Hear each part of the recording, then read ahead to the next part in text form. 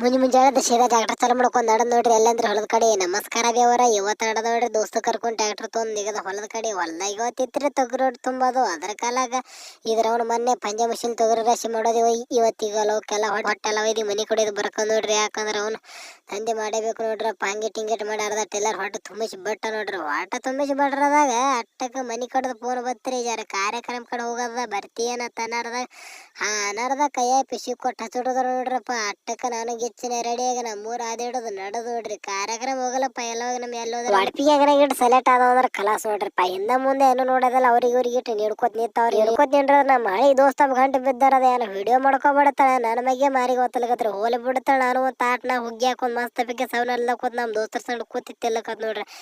ನಡೆದ ಇವತ್ತಿತ್ರಿ ಅದು ಕಾರ್ಯಕ್ರಮ. ಏನಪ್ಪಾ ಅಂದ್ರೆ ಇಲ್ಲಿತ್ರಿ ಮನಿ ಶಾಂತಿ ಒಳಗೆ ಹೋಯ್ದವ್ರಿಗೆಲ್ಲ ಕಾಲು ಬಿದ್ದು ನಮ್ಮ ದೋಸ್ತರು ಅವ್ರಿಗೆ ನಮ್ಮ ಸಿದ್ದು ಫೋಟೋ ತೆಗಿತಾರೆ. ತಿಂಡಿಲ್ ನಿಂತು ಪೋಸ್ ಕೊಡ್ಲಕತ್ರಿ. ಗಂಗಪ್ಪ ನಂದು ಫೋಟೋ ತೆಗಿತಾರೆ.